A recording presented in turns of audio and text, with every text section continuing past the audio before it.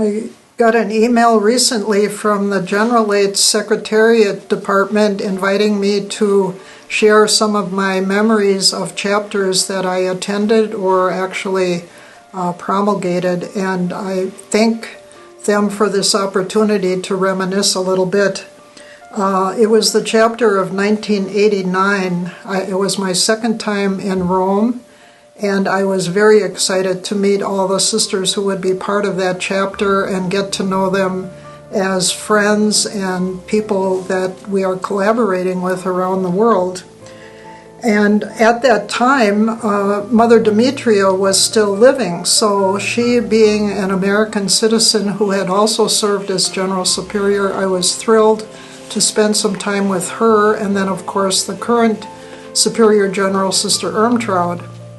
And it turned out during the process of that chapter, I could see that my name was up for election, and after much prayer and reflection and the voting, I did accept the service of serving as General Superior from that chapter time on. The theme of that chapter was serving that all have true life, our response to God's love. And as I think back on the congregation at that moment in our history, I think we were struggling over several, not big issues, but things that exposed themselves during that chapter. And one was our concept as women. Later on, after that meeting, we had a congregational council meeting, and at that point we made a statement calling ourselves women, and came back to Rome, and the sisters said, "We are not women, we are sisters." Well, lo and behold, in chapters since then, and including chapters that I was in and the current one, that is part of our theme, Salvatorian women. So we have grown in an appreciation of who we are and the role that we play in the world. Another issue that was a struggle for us was considering who are the poor. I remember in the 89 chapter there was debate over who are the poor. And many sisters said the poor are the people that don't have food and clothing and shelter. And other sisters were saying, hey, wait a minute, there are also spiritually poor people. And it was almost an either-or discussion.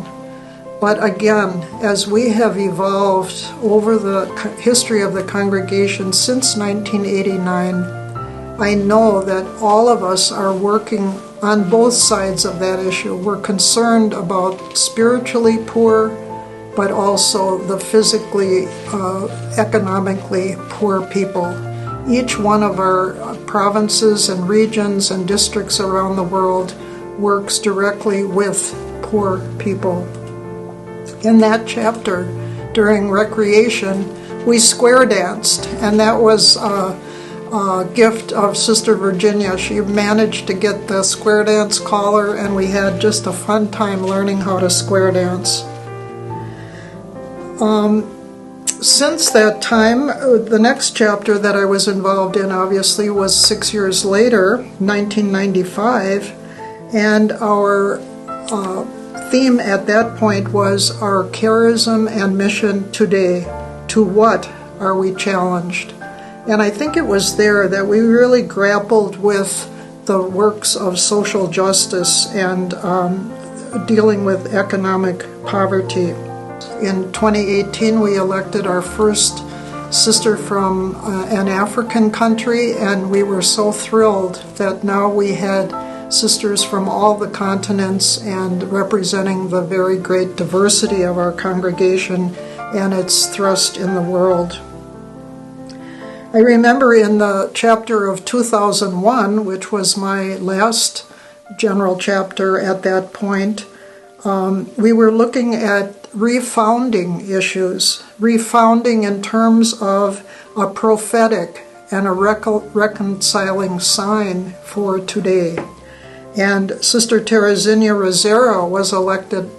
She was not at that chapter, and so we had to stop everything and wait for her to get a plane ticket and jump on an airplane and come over to participate then for the rest of that chapter in planning for our future.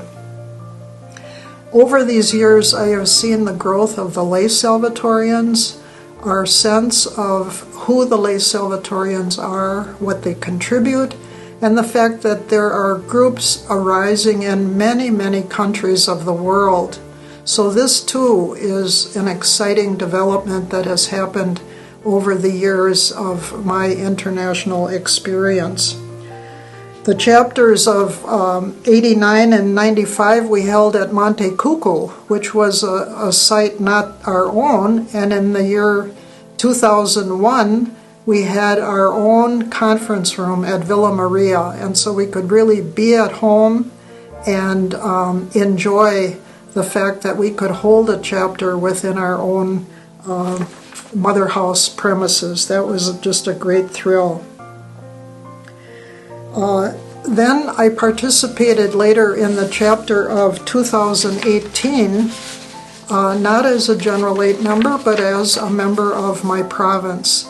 And at that point, Sister Janet, of course, was elected Superior General. And the theme was, and here I point out again our sense of women and justice, the theme was Salvatorian Women, Building Bridges of Mercy and Justice with People Throughout the World. So to me, these themes reflect the growth and the deepening of the importance of what we do as Salvatorians, both for the poor and for the women of the world, to empower women in so many ways. Since my time in the General Aid, we have lost, sadly, about 350 members of our congregation. So as I look at the coming General Chapter, I am concerned, as I think many of us are, at the aging and the diminishment of our numbers, and what can we do to re-enliven an invitation to join us in living out our charism and our mission. The theme is walking together, and I think that reflects also the sense that we have grown into a strong Salvatorian family with 3 branches. We collaborate very well with the Society of the Divine Savior and the lay Salvatorians. Again, back in 1995, I spoke very clearly to the Father's chapter, saying that we had to heal the rift that had happened to us in terms of the relationship of Blessed Mary of the Apostles and Father Jordan. And I said that we definitely recognize Father Jordan, who is now Blessed Jordan, as our founder. But we also at that time, and we continue to appreciate Blessed Mary of the Apostles as our sister's co-founder. And I said that in order to show our solidarity with Father Jordan as founder, we changed the engraving on our foundress's grave to say not fundatrix, but co-fundatrix, that she is, yes, a collaborator of Father Jordan in founding our congregation.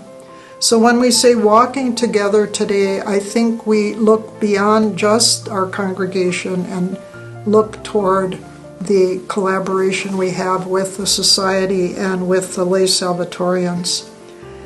The issue of diminishment in members, one of the things that our province is going to bring to this chapter is a desire to spread a new movement, a movement of goodness and kindness, because this today is really what our world needs. There are so many people suffering, and yet groups are adversarial to one another. They get nothing done because they have interfighting and conflicts and stressing what's bad and what's wrong with the world. And yet we know that there are so many good people doing wonderful and good things in our world. So we want to spread a goodness and kindness movement. And I'm going to be talking more about that at the coming chapter. I'm excited about it. And I'm also excited because I think it's something that would attract young people. They want the world to be better, and they know that they can collaborate across diversity and differences and ideologies. And so I have great hope for that. And in closing, I'll say I'm just really excited to see some of my old friends at the chapter. I looked up, and I think this time around I'm the second oldest, but I'm still in pretty good shape. So I'm looking forward to being with everyone, and also to see our young new sisters who are doing so much to help our congregation grow and flourish. So thank you so much for this time.